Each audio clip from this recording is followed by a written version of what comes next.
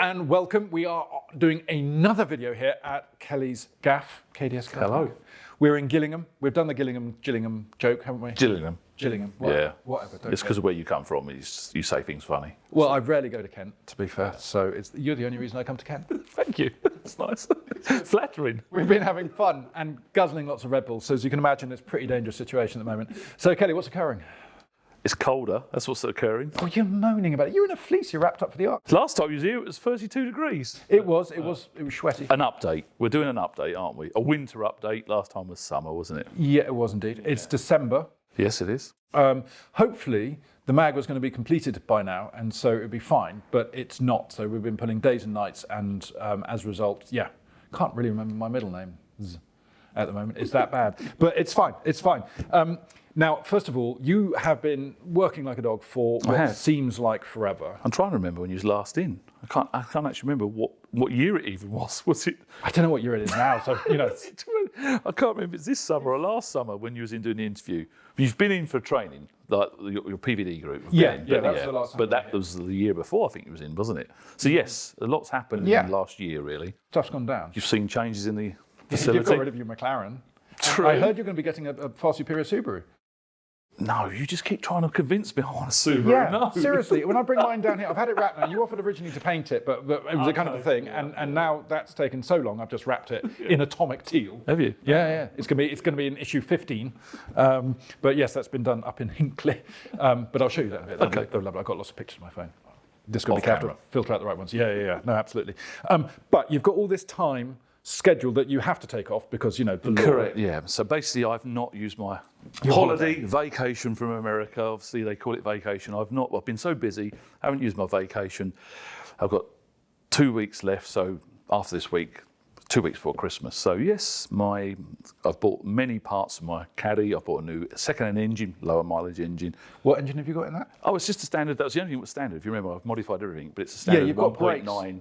I've got Porsche brakes, You've got Porsche brakes. I'm very jealous of, made by Brembo, and they're gorgeous. And why do you need such big brakes when you've got a pissy little engine? You've got a 1.9 PD, is it? Yeah, I'll do it around the other way. So it's a 150 brake? No. It's 130 brake? It should be 105, Ooh. but it's 130. So I've kept that original, everything else is modified. But yes, so I'm going to be taking the engine out, changing the suspension. I'm doing new, really. And do you remember we had this discussion before about this is a waste of money? I said we can't do me on camera. Well, that's okay. But you go and take the car apart. So I thought, I'm taking the engine out. Well, if while the engine's out, you'd know this. Let's get the brake master cylinder, really easy to get to. Yes. It's not when the engine's in. Oh, I'll buy one of them. Have you got a rusty underside? No, not like you. I've got a clean under this side. Yours is rusty. Mine is, So filthy. It's German. Yours is Japanese. Mine's not going to rust, is it? No, but it weighs 3 tons, and it true. doesn't work. So I've got new suspension components, new ball joints, new track wheels, polybushing. Yeah, no, gone standard. You're not polybushing? No, I'm not polybushing, no. For God's sake, So, how old are you? I'm getting old now, I want comfort. I used to like it stiff, but not anymore, all right? I like it supple now. Yeah. So, oh dear. The next 2 weeks, I'm technically still be in the building, but I'm going to take the engine out, swap the engine over, change some parts over, and replace a lot of components because it's on 140,000 miles. Which is nothing. I knew you was going to say it's a running car I came in today is on 200,000. It's a trigger's broom, though. No, it's not. No, that one isn't. That's legit. Yeah, pretty much. Well, okay. Yeah, I didn't bring the Scoop. I've got the Scoop with 300,000 miles. That might have a little bit of modification to it. But it's mostly in the 5-inch lift. Okay, so you're going to take your van apart, put it back together again, and it's going to be no better as a consequence, no faster. No sharper. It's going to be reliable because part of my role is I'm going to be travelling around the UK. We had a chat earlier about possibly touring and travelling. So it was, look, I love the van. It's a great demo. It's a good-looking van. Yeah, it's got a lot of bespokes. I've owned it for 7 years. Yeah. So let's replace the components for genuine Volkswagen parts in it. And it did get a bit carried away. It was like, well, if I'm taking the drive shafts out, let's put wheel bearings in. If I'm doing the wheel bearings, I might as well do the top mounts and take the suspension off. If I'm going to do the top mounts, I might as well do the ball joints. And for all I know it, it's a big list of parts. It's a brand new front end. I've got 2 weeks to do what? Yeah. I've never been used to having time off. Well, normally I take one thing off a car and then that snaps and then it takes me 2 weeks to get it back on again. And you're saying you need top mounts. I'm immediately thinking adjustable pillow ball mounts. No. Get it right with coilovers. But I've got old now. I want comfort. I've had all these high performance cars. Well, kind of. You got rid of the McLaren now. That was kind of Kind of, yeah. moderate performance. Yeah, What do you mean? What do you mean, kind of? No, it was kind of. You either got rid of it or you haven't. No, You're you hiding said it away like a mistress. You said it's got kind of high performance. I don't think you can far more performance than one of those. Yes, but you can. Okay. You need a boxer engine there. But anyway, look, before we get into an argument like this, I've actually got a list of stuff we're going to be talking about, and it's serious. So, first of all, yeah, you're going to be travelling the country doing training, and I hear from Dave you might be going to Europe. Is that true? Well, he said you'll be going around Europe doing training. I suppose you're going to tag along at some point. Oh, hell yeah. How many fat men can you fit in the back of a caddy? Oh, yeah. I'm going to make it my empire. Oh dear, don't. I'll just be sat there in the car park while you're flying over there. I've got bad thoughts and bad visions already. Okay, so around the UK. So you're Yeah, are you looking for venues? Do you have venues in idea? Are you just No, gonna find- venues, we would like to look for venues, definitely. I've obviously got a lot of detailing friends, and a lot of people know me. But You're kind of a big deal, Kelly. Okay, if you say so. You know, I'm quite humble, modest. I'll just take that trumpet off you and give it a blow. I will speak to some of the detailers that I know and see, would you like to do an open day, training day or whatever. But obviously the PVD, we can use your database brilliantly. Yeah.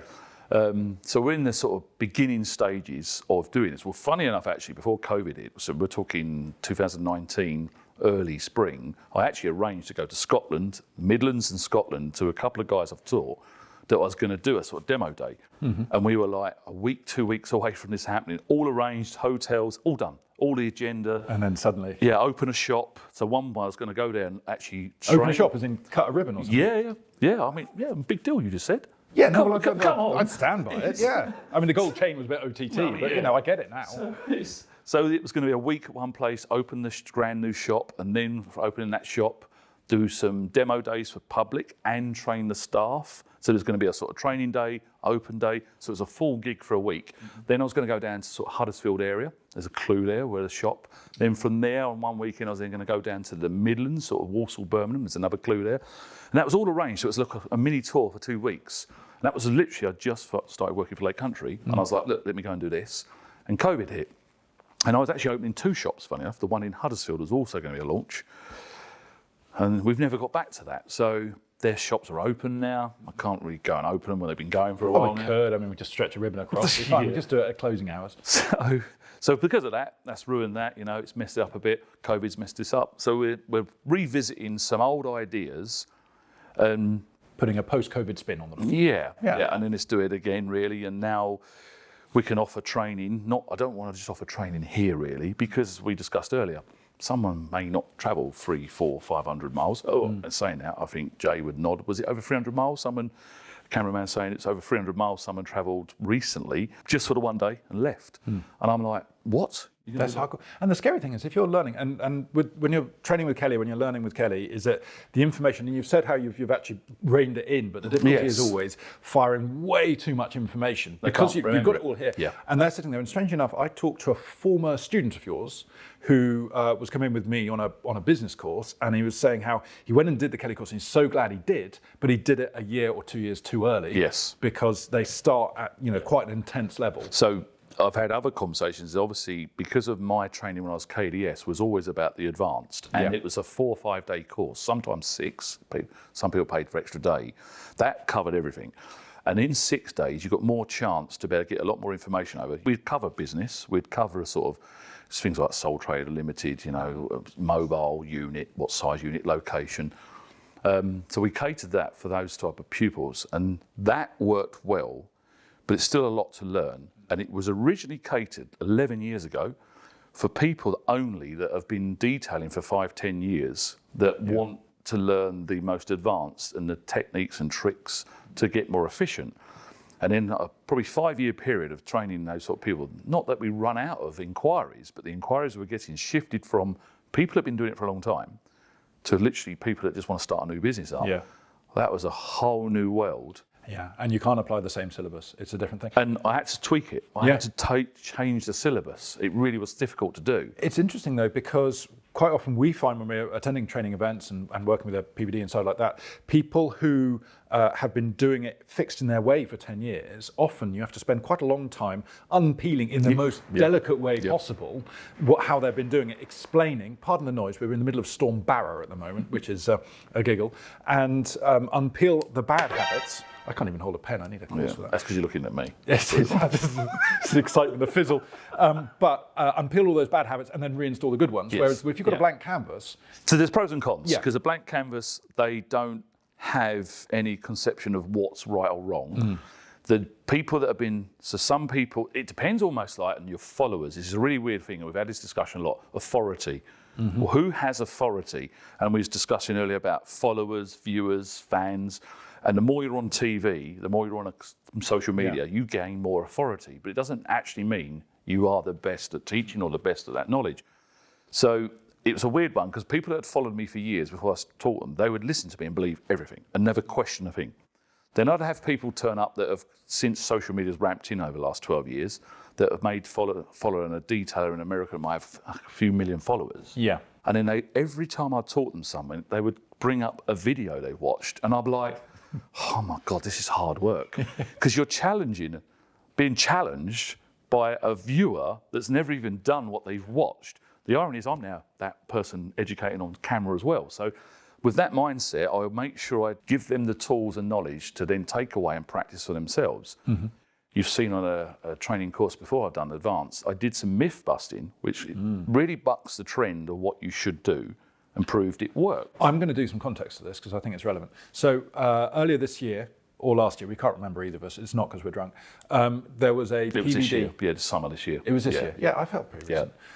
It was a PVD advanced day. So tomorrow we're doing an advanced PVD plus day, but last time it was just sort of basic. It wasn't basic, it was here's a machine polisher, you guys all use it regularly, you know what you're doing. Kelly's now going to blow your mind by stalling the DA pad. You didn't know that at the time I was going to do that, but that's what I did. Yeah. And literally you had a machine tipped, which you shouldn't tip. Which, apparently you should never breaking tip. all the rules and demonstrating and essentially corrected a panel right in front of people doing it as far as they were concerned wrong. Yeah. And that blew their mind. I mean, Martin was so member Martin was there. He went fully dramatic with it. Yeah, he did. Yeah. It upset him. Yeah. Well, it's because I end up removing as much clear coat as quickly as we would with a rotary, but without having any buffer lines and the detrimental effect of having a rotary.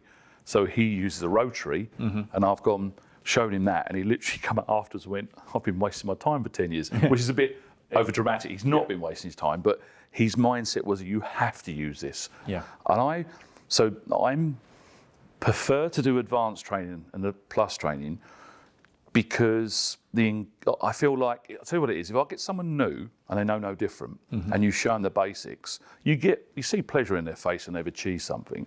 When you've got someone that's absolutely stubborn that their way's the best way. I've never heard of a stubborn detailer before. Really? Sorry, I couldn't even carry that off. I was trying. And then they're really reluctant to learn, and then you prove it scientifically, factually, and they do it themselves. For them to walk away, they're going to be outspoken. They're going to say, I can't believe what I've just seen. And they're going to type and say, someone new, they're like, well, is this normal? They've got no experience. So it's harder for me to shine and show off my abilities and skill to a beginner. Yeah. So I was having a conversation earlier that we will be offering levels of training, but my skill level really is to go in for the advanced, and I've done that for a long time. Well, it's like being a driving instructor versus being a race driving instructor. I mean, it's not that much fun pootling around in a bike. But as the brands I represent, they would obviously want me to teach for the beginners as well. You need to incorporate everybody. Yes. Yeah. No, absolutely. Yeah. And the other thing is about training is it's not just about being a very good detailer. Obviously, there's no question of that. But I've known some exceptionally good detailers who are really poor at communicating those skills across. And I know quite a few trainers, and the best trainers are the ones who are actually more trained in educating people than they are necessarily in detailing. And I think it's an important thing. I had someone early on in training, and I've got a feeling it might be a guy who had 6 different businesses. He's very corporate, and he's got a lot of money, and his wife booked him 6 days with me as a birthday present because she didn't know what to buy him so he could do his own cars. He wanted a stripper, but... So when halfway through, he turned around and said, what's really fascinating, he went, people that can't teach, people that... Which is, that's a cliche. Yeah, and he turned around and went, you can do both. He went, it's a really rare quality. I went, and a few others have said it, went, it's really weird. Every teacher is normally, I know in the body shop trade, the people that become the paint technicians, reps, aren't very good painters. The people that are really good painters stay as a painter. It's really rare to get someone that really knows how to paint, that comes as a technician and going, if you do this with paint, they don't know. I end up showing them. Well, I mean, some of the country's best detailers are very reclusive and socially quite inept, and they would be terrible trainers. So I was similar, and it's just taken me 11 years of, there was a demand there, and detailer friends asked me to teach. So from then on, I struggled to do it at the beginning. And now you get the feedback saying you really know how to teach well, not that it's detailing, it's the way I make it in stepping stones. Yeah. And I try and you'll see tomorrow, I talk about sort of roundabout or ice skates and water skis. Now, an ice skate would fall through water and a ski, so it's pressures and surface areas. And I always try and relate everything back to something they've done in their childhood or they can visualise or think of. Useful analogy. Yeah. And then the amount of people have gone, it's so simple.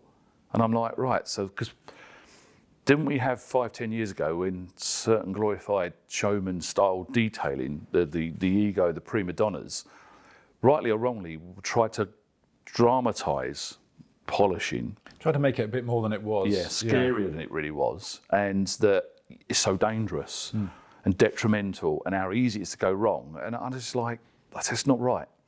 That is actually just scaremongering. Yeah. It really is. So, but they had their motivation to it. I mean, hell, the first time I polished a car, it was with a mains-powered drill, so effectively rotary, with a cotton, a wool thing from Halfords. A wool bonnet. A wool bonnet on a 306C pillar. Yeah. It took me a good 2 or 3 minutes before I went through. Yeah, I mean, I went through, don't get me wrong, I completely screwed the car up and never touched one again for about 3 years. But, the idea that you can just sort of look at a car and damage it is rare.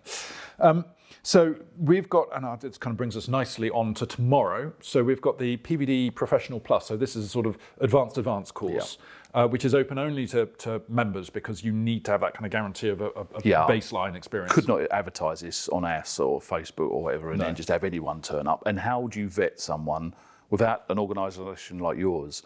I have no idea. Because what could you do? You can't spend hours asking questions beforehand. No. And even if they answer the questions, doesn't mean they've got the experience. Well, I mean, the vetting process that we do, quite often we get, there's a huge application form for it, and one of them is, I've been in detailing since, say, 1999. And I sit there looking at this 25-year-old kid going, right, so how did you, get into it as a 6-year-old? And were you, talking and out of nappies at that point?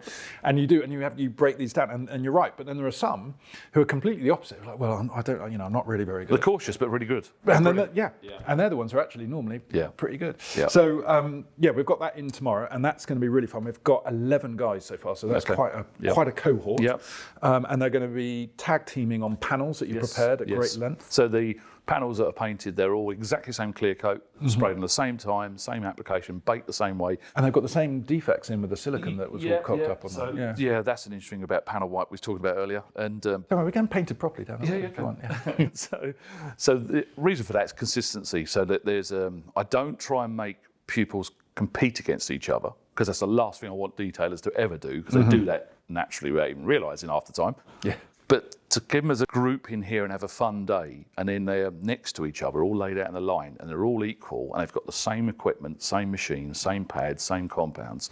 It's easier for me to control as a consistency. So if I explain to all of the pupils now change a process, and they can physically measure with a laser pointer pen and a paint thickness gauge, and they can see the results, you've taught 12 people in one go the same method. Because they sort of understand it's a science lesson sort of thing. There's an apparatus, there's a method, and they conclude with results. So I try and give them all the equipment and knowledge and understanding of how to experiment and what to change, what to alter, and let them do it for themselves. Which I think is key, and the key word there is understanding. So I see a lot of people doing things, and they might well be doing it absolutely correctly, but they don't technically understand why they're doing it that way. It's because that's how they've been taught. Well, I always remember, and that taught me a lot. A long time ago, in my early courses, I had a guy who'd been working with me for 8 years here, and he'd come from G-Technic before that. Very good detailer, all the wet sand work you see, sometimes be his work, sometimes mine, half and half. he could polish as good as me, and there's no problems whatsoever. And I remember I unfortunately fell off my mountain bike, broke a bone on the Sunday, and Monday this person's come for training. And Joey rang me up about 12 o'clock saying, you're going to have to come in. I said, what? They said, he's struggling. So when I then come in a sling, because I could do it, I just talked and spoke over what was happening. It worked. And it was interesting because it's happened a couple of times where this detailer helped out. And during the week of training, the pupil said, I can tell that your staff totally gets what's happening, understands the process, but he can't explain how it's happening. Yeah. Because he's never had to. He just knows it works, but doesn't know. He follows a procedure, follows a process. Yeah. And he knows how to change that procedure for deep scratches, light scratches, harder paint, soft paint. You know, might react with certain chemicals. He knows the process. It's a memory of years and years. It's 8 years experience he had at the time with me. But when it actually comes to explain why he's changed, he was like, I don't know, I just do it. Yeah. Yeah. And that was the problem. He was like, I can't teach. So I didn't realise that obviously I've learned that from then, that I will be able to teach because I do know the process. And understand it holistically. Yeah, no, absolutely. Well, that's going to be fun. And we're going to slip some B-roll from tomorrow in there, I think, I hope. Do that and then go a smaller orbit. So then it goes the reverse of what you want. You get a bigger contact patch. Well, I wanted a smaller contact patch. The larger the orbit gets, the larger this area becomes.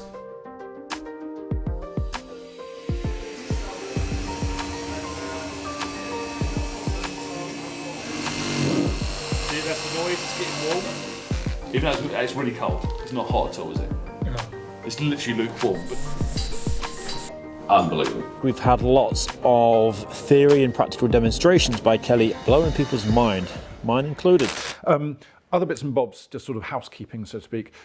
Lake Country have done some very cool merch. We've put some here. We wanted you to model it because... you literally want me, so hang on a minute, didn't we have this conversation about... Yeah, they were different clothes, so a bit skimpier. No, it wasn't. Don't give away the clothes. Hang on a minute, you know detailers have all got a big head. That's too small.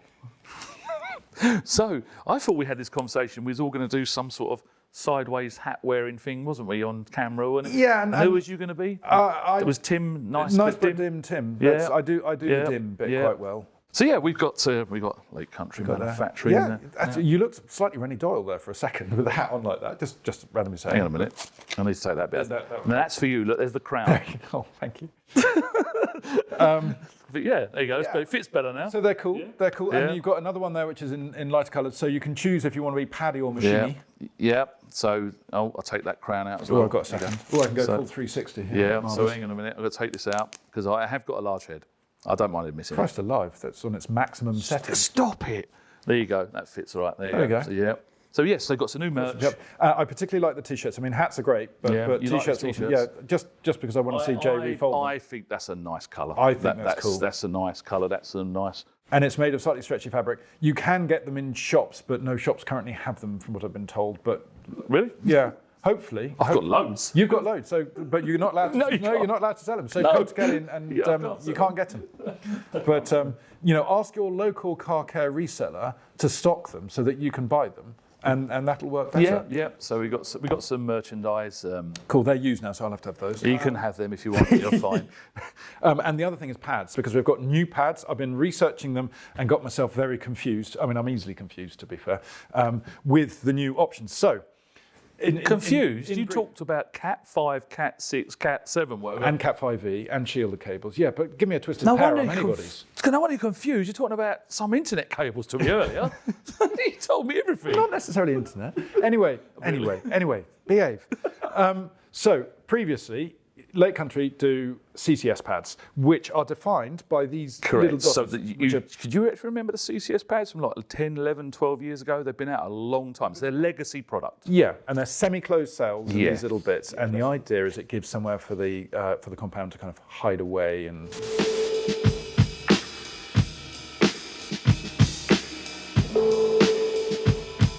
So let me explain what CCS does and why. Compounds and polishes are at their most aggressive when they're fresh from the bottle.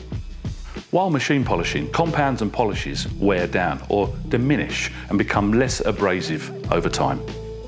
The CCS pockets don't absorb all of the compound, they actually hold some back in reserve.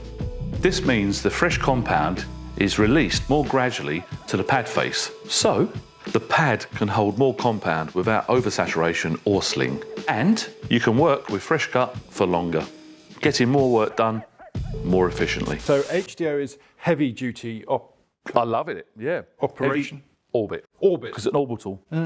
Orbit. And then you've got SDO, which is standard duty. Yeah. So the differences, so these are both the same level of cut. Yes. They're both CCS. Yes. But, so previously you just had the SDO and HDO. Correct, without the dimples. Yep. Yeah, so now that they've dimpled. You can have both. You still have the choice of having it out dimple, so smooth or flat pads. There's still you have the choice. Still the options. Yeah. And if you look here, you'll see in the profile, this has got a kind of dual texture of foam, and this is the HDO, so it's able to take basically more abuse. Yes. Yeah. Go harder. Simplest way, yeah. It's harder for longer.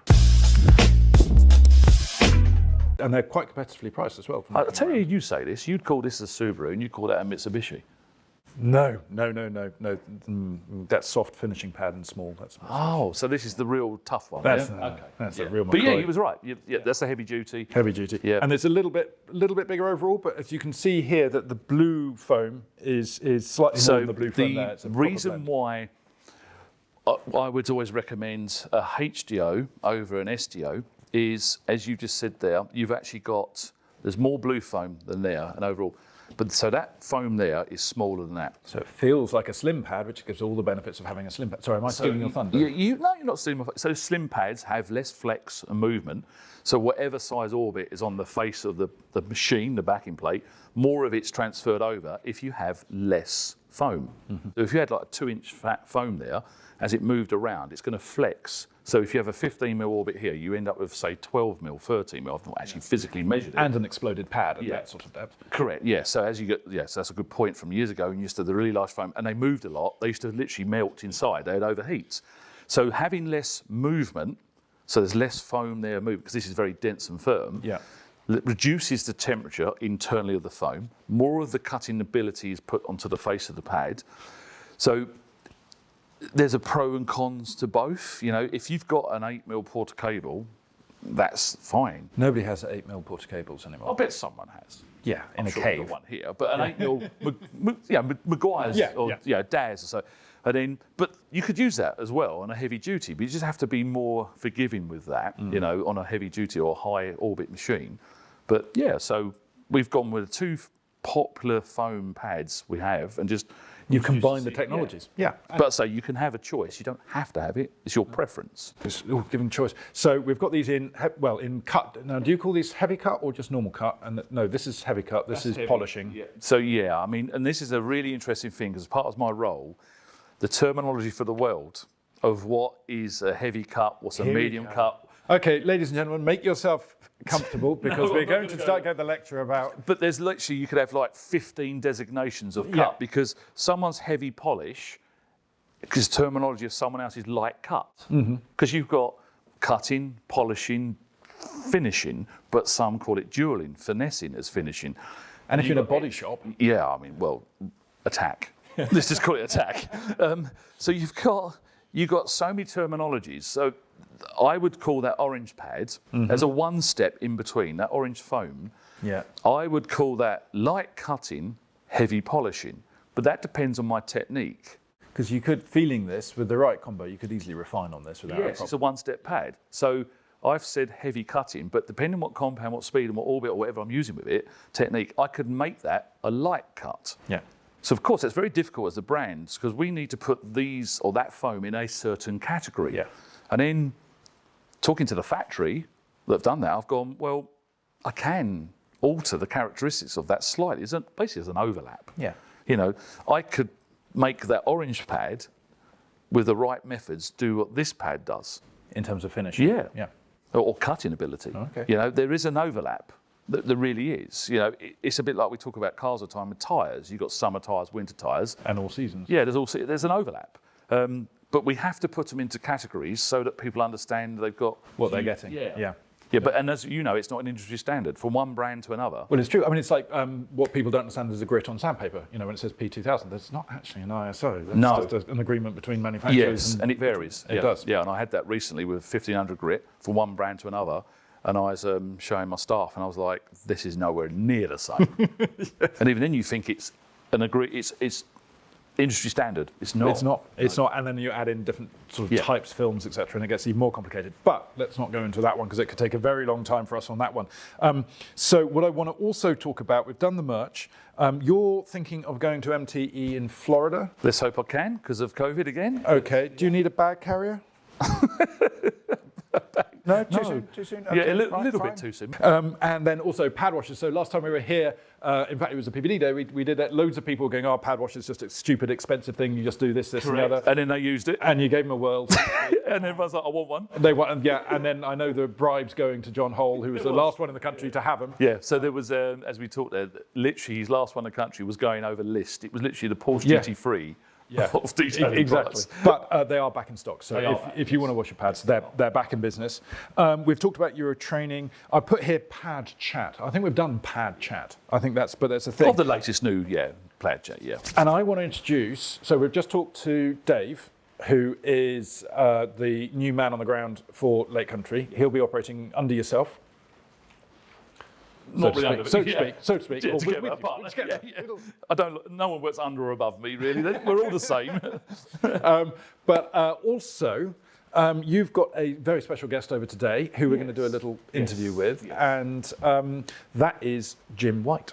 So, Jim, we interviewed. You've moved the page to your article. Just so that Sorry. it wasn't on there. But anyway, God's I sake. moved, Jim. I took your face away. I've seen you enough this week. He looks like that one. And we did a big interview. He's gone red. No, he hasn't. And we did a big interview, issue 13 of the Pro Detail magazine. And Jim is here today, just really chewing the cub with Kelly. I mean, he's learning, but at the same time, you're kind of It's cross-fertilising. almost like my brother. It feels like it's my younger brother, younger, fitter. I was about to say, All right, okay. aesthetically speaking. Never mind. We've got similar characteristics and similar traits, and we've got the similar He's hobbies. taller than you. He's better looking than you. He's younger than you. What do you mean, similar characteristics? Mindset, then. Okay. Okay. Well, anyway, there is another special guest Yeah. who is again hiding behind the camera as well, called Sam. How old are you, Sam? 24. 24. Who's a young chap, bastard, and this is quite exciting stuff, really. It's quite a new idea, and Kelly and I have been talking about this fairly recently. And the idea is he's car mad, he's young, energetic, and enthusiastic. Do you remember what that was like? Yeah. He reminds me of it when I walk in the morning. I walk in, he's asking me questions as I walk through the door. Now I can see my dad and his staff, when I was Sam's age, going, "You keep asking too many questions." I told you, get a shock collar for dogs, and instead of answering, just as soon as somebody gets annoying, just press the button and smile. And it works brilliantly. I haven't held an employee for more than 2 years, so as we said to that. But anyway, don't mention ACAS. So the interesting thing is, the idea is, because he's a media man, isn't he? Yes. He knows about cameras and Yes. stuff, is you are going to train him up and mentor him. Well, his role is actually to capture me and you and other people and guests on camera a lot more, so we can create more content, more regular, so there'll be a diversity of training. Instead of me just doing training, it'll be more of a intimate vlog daily, possibly. Did he say intimate on your job interview? Yeah, so it's more one-to-one personal. So I spoke to Sam, and then when I realised he knew pretty much nothing about detailing, but loves cars, loves shiny cars, and then when I saw a video of him on his own channel where he's actually quite comfortable looking at the camera, I was like, hang on a minute, this is actually more than just a cameraman now. A production assistant is what his title's going to be. Literally, I want Sam in front of the camera, behind the camera, and then when he's saying, you're going to have to teach me all about detailing, I'm like, well, let's put this on camera. This would be crazy for someone from scratch to not show every single part of the journey of teaching and learning. And that'd be really cool. And something, certainly from a PVD point of view, you know, with us, to be a member of PVD, you have to be training as a professional for like over a year. There's lots of things, but we've got access through the network to lots of specialists like leather repair and stuff like that. And so I'll do what I can from a mentoring point of view to also help and grow that. And then it'll all be followed on camera. And I think that'll be a really cool little series. No one's ever done it. So it's literally the detailer's journey. Yeah. You know, you're starting from scratch with a naivety and a sort of excitement and enthusiasm. And an innocence. Yeah. Because you don't know what he's Okay, in you'd for. have to bring up that, your wicked ways. I didn't mean it like that. Because the thing is, professional detailing is hard work. Yeah, well, that's true. Yeah, you'll find out in a few years' time. Yeah, exactly. So that's going to be an interesting little mini-series, and then obviously Kelly's own videos will have yet a second cameraman. You can have a whole crew following you around at some point. Oh, yeah, and the irony is I just never wanted any of this. That is actually true. I just want to be on my own, left alone. And yes, yeah. Grumpy old git. It's true, though. But anyway, I think we'll leave it there. Yeah. But lots of exciting things in the works, lots of interesting new products to get your hands on and merch and stuff like that, but not that one because that's obviously spoiled. So we'll have to. You'll have to take that, yeah? Yeah. I'll get rid of it in a responsible way. Okay. And to be fair, it's my partner's Christmas present sorted. She'll love it. Okay. You're going to be travelling the world to Florida, going potentially around Europe, but you didn't know about it, so we'll see what happens. Yeah, I mean, I was meant to go to SEMA, Las Vegas this year. Yeah. A month or so ago, and because of COVID and stuff, it was touch and go. So I didn't go because it wasn't worth it. We're hoping that we're arranging for MTE to be at the Mobile Tech Expo, and that's Florida as well. Yes. And that's in January. Yes. And the thing is it a coincidence? But Florida in January is about 25 degrees and sunshine. It's also coincidence. It's my birthday when I'm out there. I mean, no one actually knew that, so it's actually genuine coincidence. So it's not a company expense, and you'll be paying it yourself. No. Yeah, no tax deduction there. So yeah, I would actually be travelling out there on my birthday, which has not gone down with Tracy. Well, with Tracy. That's true. And why not take her with you? You just hope she doesn't see this video. Don't worry, they never do. They never do. I've been in this gig for ages. She never watches anything. Yeah, let's hope she doesn't. Eh? Yeah. No. So yeah, let's see if it happens. Yeah. It's planning for it to happen. Let's hope COVID doesn't have any more lockdowns, and hopefully it stops that, and we can start travelling Europe, let's say. Because that's what my role is. Hope it doesn't get Omicroned or Omicroned or whatever. Yeah. Brilliant. Okie dokie. Well, do tune in again, and we'll have lots more of interesting. Well, I mean, we're saying this one is interesting. I think this was interesting. It was interesting. It was good. Yeah, we tried. It was, satisfactory, C-. And you'll catch up with us very soon indeed. It's goodbye from Kelly. Goodbye. And from me. See you anon.